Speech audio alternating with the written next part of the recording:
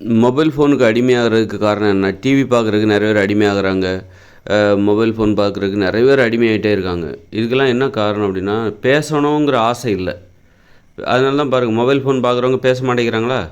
ஏன்னா பேசாமல் இருந்தால் தானே அதை பார்க்க முடியும். பேசக்கூடாதுங்கிறதுக்காகவே அதை பார்ப்பாங்க. பேசாமல் எப்படி பொழுத போக்கலாம்? பேசி பேசி தான் பொழுத போக்கணும். அப்போ அப்படி அப்படி இல்லாமல் எப்படி பொழுத போக்கலாம் அப்படிங்கும்போது, பேசுவது மீது உங்களுக்கு எப்போ வெறுப்பு வருதோ அப்போ இந்த மாதிரி மொபைல் ஃபோனுக்கெலாம் அடிமையாகிடுவீங்க. மொபைல் ஃபோனுக்கு டிவி பார்க்குறதுக்கு அடிமையாகிறது, சினிமாவுக்கு அடிமையாகிறது, இதெல்லாம் எதனால் ஏற்படுனா, பேசணுங்கிற ஆசை வரமாட்டேங்குது. பேசுகிறது மீதெல்லாம் வெறுப்பு, மனித உறவுகள் மீது வெறுப்பு.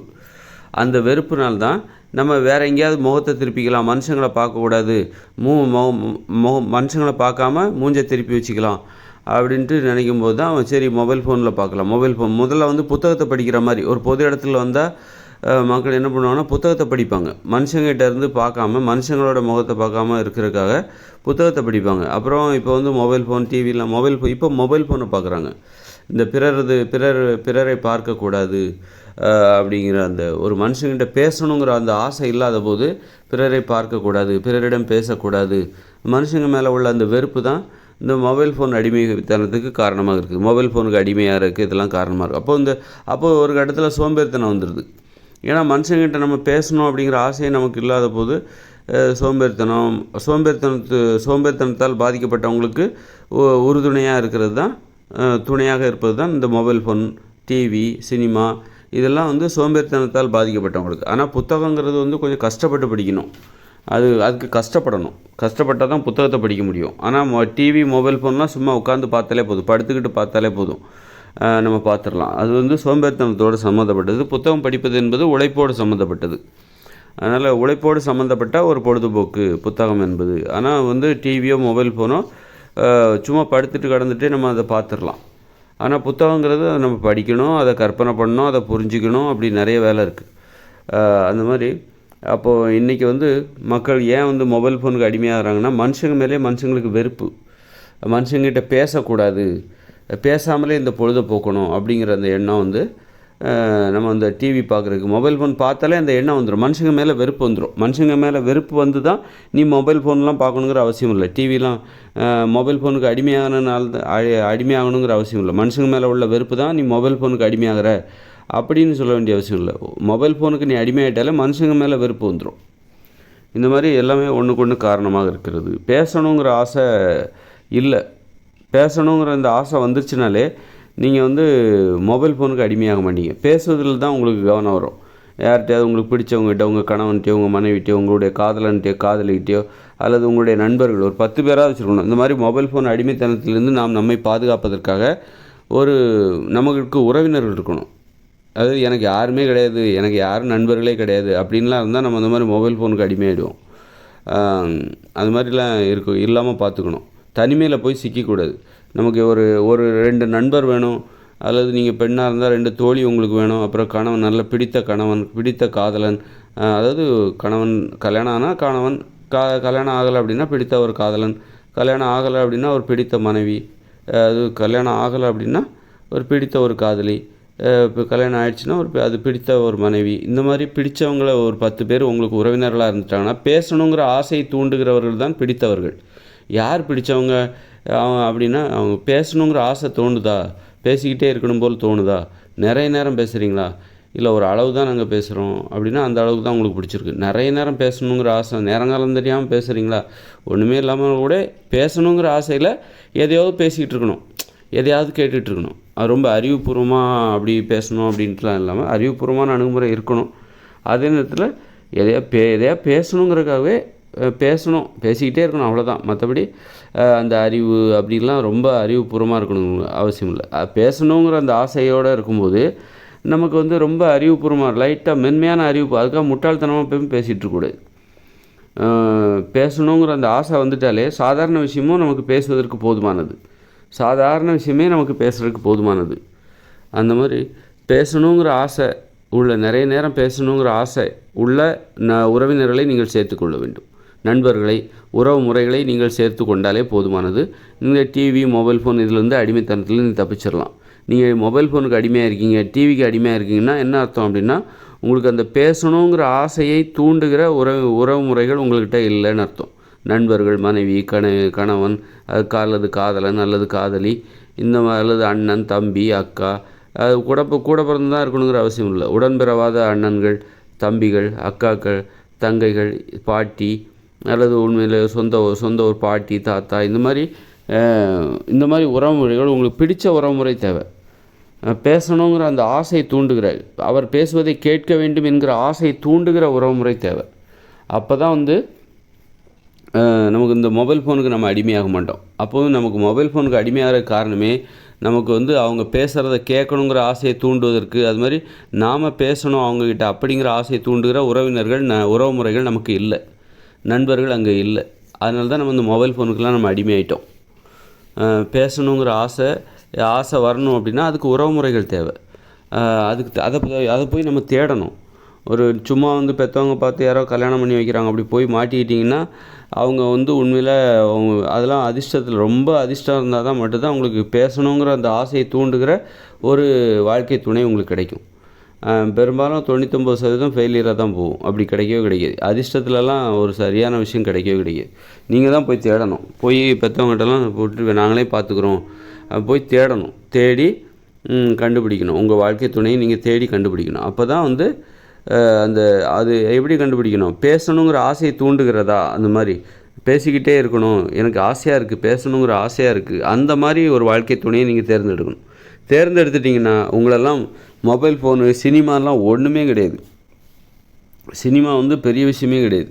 அது எப்போ பெரிய விஷயம் தெரியுமா? நமக்கு மனுஷங்க மேலே உள்ள வெறுப்பும், பேசவே கூடாது என்கிற அந்த ஆசையும், அந்த பேசணுங்கிற அந்த ஆசை இல்லாமையும், இதுதான் இந்த சினிமாவெல்லாம் நமக்கு பிரம்மாண்டமாக காட்டுது. சினிமா என்பது ரொம்ப பிரம்மாண்டமானது. இந்த இயந்திர அறிவியல் உலகம் என்பது ரொம்ப பிரம்மாண்டமானது.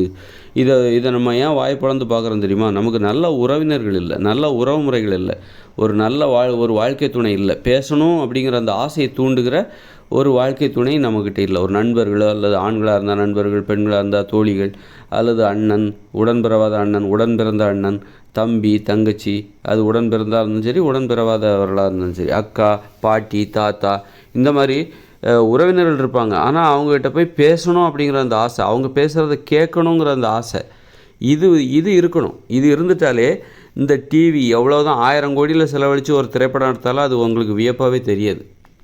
இந்த இயந்திர அறிவியல் உலகம் உங்களுக்கு வியப்பாகவே தெரியாது. அந்த பேசுகிறது இருக்குல்ல, அதுதான் அதில் எல்லாமே இருக்குது. அதில் ஒரு சினிமாவை விட மிகப்பெரிய ஒரு ஆசையை தூண்டுகிற ஒரு விஷயம் அந்த பேசணுங்கிற அந்த ஆர்வத்தில் இருக்குது. பேசணும், அந்த பேசுகிற நடைமுறையில் இருக்குது. சினிமாலாம் தோற்று போயிடும். நீங்கள் பேசுவதற்கு அடிமையாகிவிட்டால் சினிமாலாம் உங்களை திருப்திப்படுத்து, பேசுகிறது தான் உங்களுக்கு சந்தோஷத்தை தரும். சினிமாலாம் சந்தோஷத்தை தராது. ஒரு மொபைல் ஃபோன், அதில் உள்ள சமூக வலைதளம், அதெல்லாம் உங்களுக்கு சந்தோஷத்தையே தராது. அந்த பேசுவதுங்கிறதுக்கு அதுக்கு அவ்வளோ மக்களுக்கு அது அவ்வளோ பிடிக்கும். அது இல்லாமல் போனால் அது மேலே வெறுப்பு ஏன் வருதுன்னா, மனுஷங்க மேலே உள்ள வெறுப்பு. அதுதான் பேசுவது மீது உள்ள அந்த வெறுப்புக்கு காரணமாக இருக்கிறது. மனுஷங்க மேலே நமக்கு வெறுப்பு வரும்போது பேசுகிறதுக்கே நமக்கு பிடிக்காமல் போயிடுது. நல்ல உறவினர் கிடைக்க மாட்டேங்கிறாங்க. உண்மையான அன்பை தேடுகிற நண்பர்களோ வாழ்க்கை துணையோ கிடைக்க மாட்டேங்கிறாங்க. அது ஒரு காரணமாக இருக்கிறது. அதனால தான் இன்றைக்கி மொபைல் ஃபோனுக்கு நம்ம அடிமையாக கிடக்கிறோம். மொபைல் ஃபோன், இந்த இயந்திர அறிவியல் உலகம், பெட்டு, வேறு ஏதாவது நமக்கு சந்தோஷத்தை தந்துடாதா? பேசுவதுவே நமக்கு எல்லா வித சந்தோஷத்தையும் தந்துடும். அந்த பேசணுங்கிற ஆசை இல்லாமல் போகும்போது அந்த சந்தோஷத்தை வேறு ஏதாவது தந்துடாதா அப்படின்னு சொல்லி தான் அந்த ஆடம்பரமான வீட்டை கட்டுறது, பங்களாவை கட்டுறது, அப்புறம் பங்களா கட்டுறது, ஆடம்பரம், சொகுசு, ஏசி, நீச்சல் குளம், இப்படி ஏதாவது ஒரு வகையில் அந்த பேசணும் அப்படிங்கிற ஆசைக்கு இடையாக எதையாவது வச்சு ஈடு கட்டிடலாமா? விண்வெளி ஆராய்ச்சி, இது எல்லாமே பேசணுங்கிற ஆசை ஒருத்தருக்கு வந்துச்சுன்னா, அந்த மனுஷங்களுக்கு வந்துருச்சுன்னு வச்சுக்கோங்களேன். அப்போ இந்த மனுஷங்க நல்லவங்களாகவும் மாறணும், நல்ல பண்புடையவர்களாக மாறணும், கொள்கை உடையவர்களாக மாற வேண்டும். அப்போ தான் பேசணுங்கிற ஆசை வரும். அப்படி வந்துருச்சு அப்படின்னு வச்சுக்கோங்களேன், அப்போது இந்த இயந்திர அறிவியல் உலகமே வியப்பாகவே இருக்குது. இது ஒன்றுமே கிடையாது. அந்த பேசணுங்கிற ஆசை வந்துருச்சுன்னா அந்த மனுஷங்களோட அன்பு செலுத்துறதுக்காக தான் அந்த பேசுவது என்பது தேவைப்படுகிறது. மனுஷங்க நேசிக்க ஆரம்பிச்சிட்டாங்கன்னா, ஒருத்தர் நேசிக்க ஆரம்பிச்சிட்டாங்க, ஒவ்வொருத்தருக்கும் 10 பேர் 15 பேர் ஒரு உறவு முறைகள் இருக்காங்க, அவங்களோட ரொம்ப ஜாலியாக இருக்க விருப்பப்படுறாங்க அப்படின்னாலே இந்த இயந்திர அறிவியல் உலகம் தோற்று போயிடும். இது ஒன்றுமே கிடையாது. இது குப்பை தான். அதுக்கப்புறம் இதெல்லாம் ஒரு விஷயமே கிடையாது. நீ 1000 கோடியில் படம் எடுத்தாலும் சரி, பெரிய பிரம்மாண்டம் விண்வெளிக்கே போனாலும் சரி, அது வந்து ஒன்றுமே பண்ணாது. அதனால் இனிமேல் அதான் நடக்க போகுது. இனிமேல் பிறக்கிற குழந்தைகள் பேசணுங்கிறதுல ரொம்ப ஆசையாக இருப்பாங்க. ரொம்ப எளிமையான விஷயங்களை பேசிட்டு பள்ளிக்கூடத்துக்கு பேசணுன்னா அதுக்கு பள்ளிக்கூடத்தையோ புத்தகத்தையோ படிக்கணுங்கிற அவசியமே இல்லை.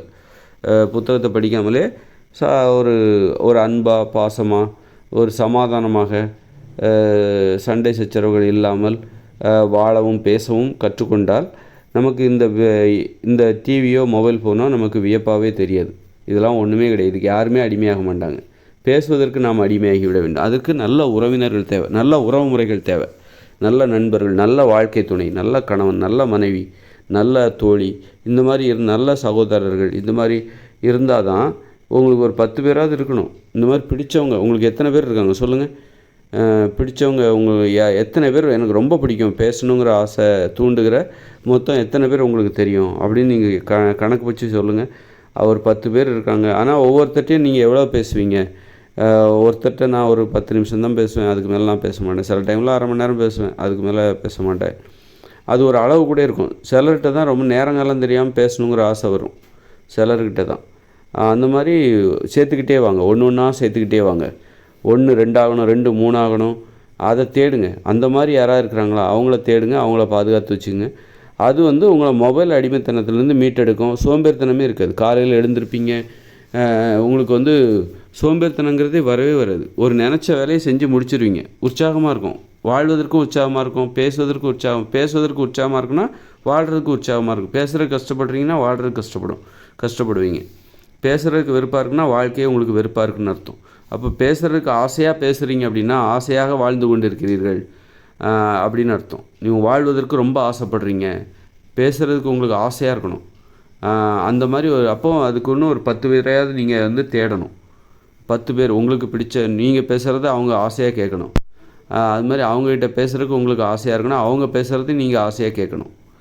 இந்த மாதிரி வச்சுட்டாலே போதும், உங்கள் வாழ்க்கை வந்து மாறிடும். அப்போ நீங்கள் இந்த மொபைல் அடிமைத்தனத்துலேருந்து ஏன் மொபைலுக்கு நம்ம அடிமையாகிறோன்னா நம்ம வாழ்க்கை வெறுப்பாக இருக்குது, நமக்குள்ளே சந்தோஷம் இல்லை, வெளியில் தான் இருக்குது சந்தோஷம் அப்படின்னு வெளியில் தேடுறோம். வெளியில் வந்து டிவிலேயோ புத்தகத்துலேயோ அதை தேடிட்டுருக்கோம். டிவியில், திரைப்படத்தில் நமக்குள்ளே சந்தோஷம் இருக்குது. நம்ம உறவு நம்மக்கிட்ட பழகிற ஒரு 10 பேர் கூட அவ்வளோ பேர் தான். நமக்கு நிறைய வேலைகள் இருக்கும் தினசரி. அப்படி அந்த வேலைகளுக்கு இடையில் நம்ம ஒரு 10 பேரோட தான் தினசரி பழக முடியும். 10 பேரே ரொம்ப அதிகம். அதையும் பார்த்துக்கணும், ஒவ்வொருத்தரையாக சேர்க்கணும். அதாவது நம்ம ரொம்ப சேர்க்கும்போது நமக்கு தெரிஞ்சவங்க, அதாவது நமக்கு ரொம்ப பிடிச்சவங்களாம் நம்ம ஒன்று ஒன்றா சேர்க்கணும். ஒரு மாலையில் கோர்க்கிற மாதிரி பூவை கோர்க்குற மாதிரி ஒன்று ஒன்றா சேர்க்கணும். அதாவது ரொம்ப நுழைவு தேர்வு வச்சு சேர்க்கணும். இது ரொம்ப பிடிச்சிருக்கு, ரொம்ப எச்சரிக்கையாக பழகணும். உடனே எடுத்துன்னு பழகாமல் அவங்ககிட்ட பழகி பார்க்கணும். பிடிச்சிருக்கா, உண்மையிலே நல்லா பிடிச்சிருக்கு. நண்பராக இருக்கலாம், தோழியாக இருக்கலாம், சகோதரியாக இருக்கலாம், அண்ணனாக இருக்கலாம், பாட்டியாக இருக்கலாம், தாத்தாவாக இருக்கலாம். அந்த மாதிரி கரெக்டாக ஒன்று ஒன்றா சேர்த்திங்கன்னா எங்கேருந்து தான் வருதுன்னே சொல்ல முடியாது. அதே நேரத்தில் வந்து பிடிக்காத உறவை உள்ளே சேர்க்கவே சேர்க்காதீங்க. உங்களுக்கு பிடிக்கவே இல்லையா, அவங்ககிட்ட பேசுவதை தவிர்த்து விடுங்கள். பேசுகிறதுக்கே எனக்கு பிடிக்கல, கஷ்டமாக இருக்குது, எரிச்சலாக இருக்குது, என்னடா வளவளன்னு இப்போ அறுக்கிறாரு, அப்படி அறுக்கிற மாதிரி இருக்கா, அப்போ அந்த மாதிரியெல்லாம் வந்து அறுவையாக நீங்கள் நினைக்கிறீங்களா? அவங்களுக்கு வேறு யாரையாவது பிடிக்கலாம், அவங்க பேசுனா வேறு யாருக்காவது நல்லா இருக்கலாம். அதே நேரத்தில் நமக்கு அதுக்காக நம்ம வந்து மொத்தமாக நம்ம வந்து ஒரு குற்றச்சாட்டு வைக்கலாம் அவங்க மேலே. அவங்க பேசுனா அவங்க வந்து என்ன பண்ணணுன்னாக்கா, அவர் பேசுனா யார் நல்லா கேட்பாரோ அவரை நோக்கி அவர் போகணும். இப்போ நம்ம பேசுனா எல்லாருக்குமே அது பிடிக்காது, சிலருக்கு அது அருமையாக தான் இருக்கும். அப்போ யாருக்கு அருமையாக இல்லையோ, நம்ம பேசணுங்கிற ஆசை யாருக்கெல்லாம் இருக்கோ அந்த மாதிரி ஆட்களை ஒன்று ஒன்றா சேர்க்கணும், கண்டுபிடிக்கணும், தேடணும். கண்டுபிடிச்சி அவங்ககிட்ட நம்ம அது அவங்கள நம்மளை தக்க வச்சுக்கணும். நம்ம வந்து அப்படி வச்சுட்டாலே நிறைய அடிமைத்தனத்தில் நம்மளுடைய சோம்பேறித்தனம்லாம் போயிடும். நம்ம வந்து காலையில் எந்திரிக்க ஆரம்பிச்சிருவோம், காலையில் எழுந்திருக்க ஆரம்பிச்சிருவோம், அப்புறம் நல்லா உழைக்க ஆரம்பிச்சிருவோம், நினச்சதை செஞ்சு பிடிப்போம். இந்த டிவி, மொபைல் ஃபோன் இதெல்லாம் நம்மளை அப்படியே நம்முடைய நேரத்தை களவாடுகிற ஒரு ஊடகங்கள், கண்டுபிடிப்புகள். அவங்க அதுக்கிட்ட மாட்டி வலை விரித்து காத்து கிடக்குது. இந்த டிவி, மொபைல் ஃபோன்லாம், திரைப்படம், சினிமா இதெல்லாம் வலை விரித்து இதில் யாராவது சிக்க மாட்டாங்களா? பொதுவாக ஒரு வலையை போடுறாங்க. நீங்கள் வந்து தனிமையில் இருந்தீங்கன்னா அதில் மாட்டிப்பீங்க. உங்களுக்கு உறவினர்கள் இல்லை, நண்பர்கள் இல்லை, உங்களுக்கு பிடிச்சவங்க உங்களை சுற்றி இல்லை அப்படின்னா நீங்கள் அதில் மாட்டிப்பீங்க. அந்த வலையில் மாட்டிப்பீங்க. அவ்வளோதான். நீங்கள் வலையில் மாட்டின மீன் மாதிரி ஆகிடுவீங்க. அதனால் உங்கள் பிடிச்சவங்க 10 பேரை உங்கள் சுற்றி வச்சுருங்க. தேடுங்க, ஒன்று ஒன்றா சேருங்க. ஒன்றும் அவசரம் கிடையாது. ஆனால் என்றைக்குமே பிடிக்காதவங்கள உள்ளே நுழைக்காதீங்க. ஒருத்தர் பேசினா உங்களுக்கு ஒருத்தியோ அல்லது உங்கள் தோழி பேசினா உங்கள் தோழின்னு நினச்சிட்ருக்கீங்க. ஆனால் அவள் பேசினா எனக்கு பிடிக்கவே பிடிக்காது அப்படின்னு நினைக்கிறீங்களா? அவளை படிப்படியாக கழட்டி விட்டுருங்க. அவள் வேறு யாராவது அவங்களுக்கு பொருத்தமானவங்க இருப்பாங்க. அதுக்காக அவங்கள பார்த்து நீங்கள் பரிதாபப்பட தேவையில்ல. அவங்களுக்கு வேறு யாராவது அவர் பேசினா கேட்குறவங்க வேறு யாராவது இருப்பாங்க நல்ல இன்ட்ரெஸ்டிங்காக. அவரை நோக்கி அவரை போகணும். அந்த மாதிரி பிடிக்காத உறவுகளை உங்ககிட்ட சேர்க்காதீங்க. கிட்ட நெருங்க விடாதீங்கன்னா அப்படி அளவோடு பேசிவிட்டு அதை கூட தவிர்க்க பாருங்கள். எப்போவும் பிடிச்சவங்கள நுழைவு தேர்வு வச்சு தரம் பிரித்து உங்ககிட்ட சேர்த்துவாங்க. ரொம்ப பிடிச்சவங்க. அதே நேரத்தில் உங்களுக்கு கொஞ்சம் கொஞ்சமாக சேர்த்துட்டு வரீங்க.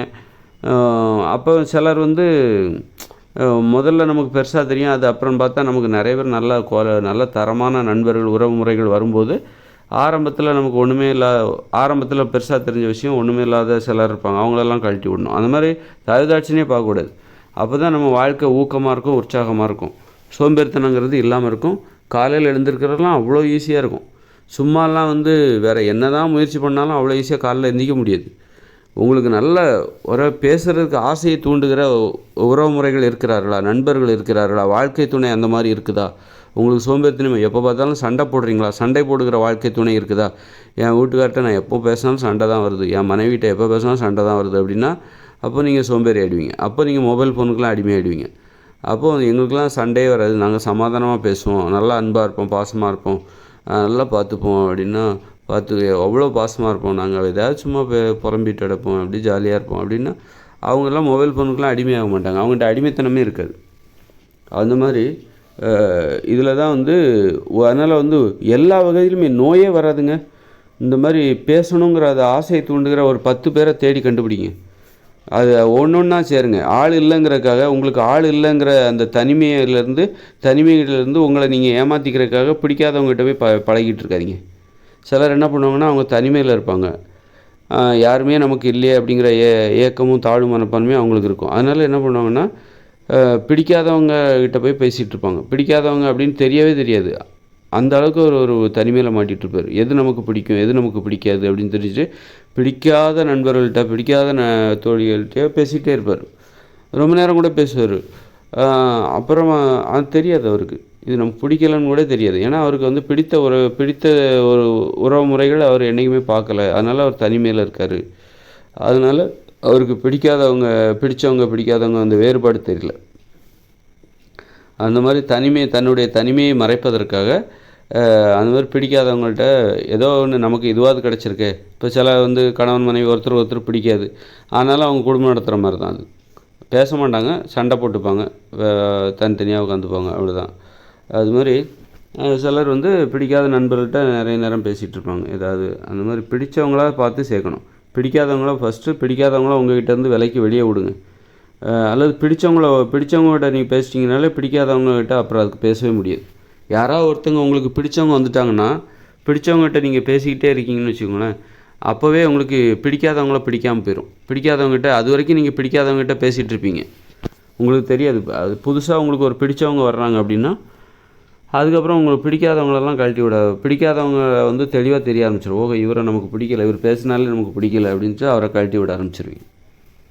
அந்த மாதிரி மொபைல் ஃபோன் அடிமைத்தனங்கிறது நோய்களை உருவாக்கும், சாதாரண விஷயம் கிடையாது. மொபைல் ஃபோன் அடிமைத்தனம், டிவி பார்க்குறது, இதெல்லாம் நோய்களை உருவாக்கும். உணவு செரிமான குறைபாடை ஏற்படுத்தும், மலச்சிக்கலை ஏற்படுத்தும், உடல் பருமனை ஏற்படுத்தும், உடல் குண்டாகும். நீங்கள் டிவி பார்க்குறதுக்கு அடிமையாக இருக்கீங்க, மொபைல் ஃபோன் பார்க்குறதுக்கு அடிமையாக இருக்கீங்கன்னா உங்கள் உடம்பு குண்டாயிடும். உங்கள் உடம்பு மூட்டு வலிக்க ஆரம்பிச்சிடும், நிறைய பிரச்சனைகள் வர ஆரம்பிச்சிடும். உடம்பே சீக்கிரமாக செத்து போயிடுவாங்க. இந்த டிவி, மொபைல் ஃபோன் இதுக்கெலாம் அடிமையானா சீக்கிரமாகவே செத்து போயிடுவாங்க. அதனால் அதை சாதாரணமாக குறைச்சி இட போட்டுறாதீங்க. அதனால் அதுக்கு தீர்வு என்ன தெரியுமா? மொபைல் ஃபோன் பார்க்காம இருக்கிறது கிடையாது. அதுக்கு தீர்வே என்னென்னா, இயற்கையான தீர்வு இருக்குது. பேசணும் அப்படிங்கிற அந்த ஆசையை தூண்டுகிறவர்களோடு உறவுமுறை வைத்து கொள்ளுங்கள்.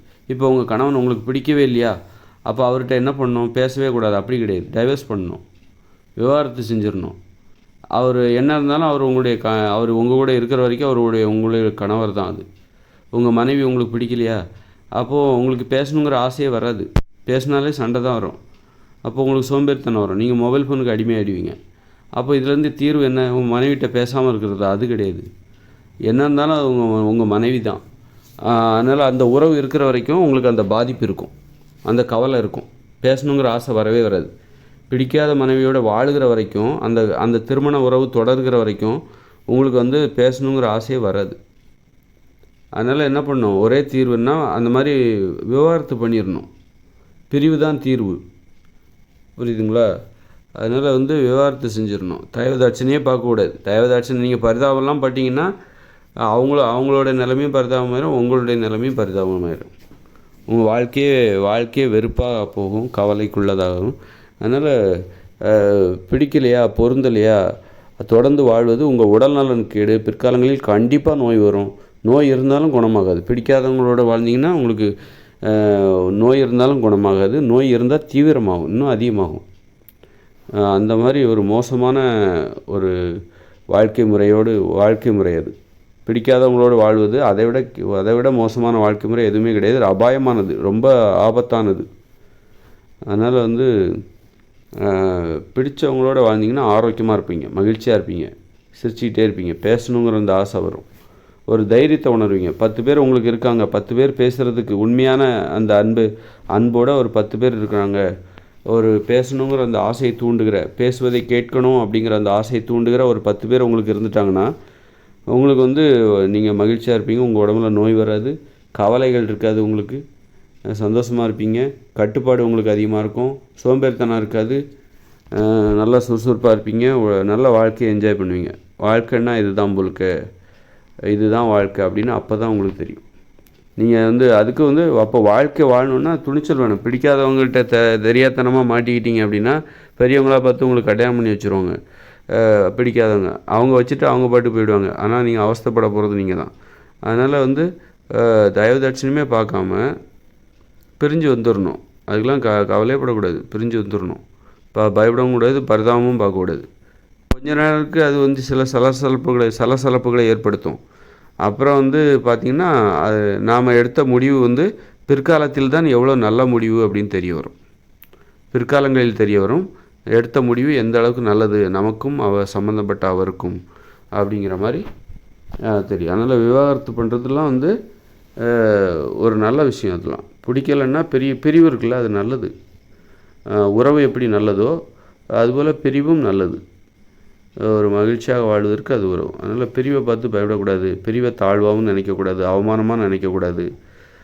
அப்படி நினைக்காம பிரிவை ஏற்றுக்கொண்டால், பிரிவை துணையாக வைத்து கொண்டால் தப்பு நடக்கும். வாழ்க்கையில் ஏதாவது தப்பு நடக்கும், நம்ம விரும்பத்தகாத வாழ்க்கைக்குள்ளே நம்ம மாட்டிப்போம். அதே நேரத்தில் நம்ம அதுலேருந்து வெளியே வர்றது தான் புத்திசாலித்தனம், தைரியம். அது தைரியம். சும்மா நீ பெரிய டாக்டர் ஆகிட்ட, இன்ஜினியர் ஆகிட்ட அப்படின்னா அது ஒரு திறமை, அது தொழில் திறமை.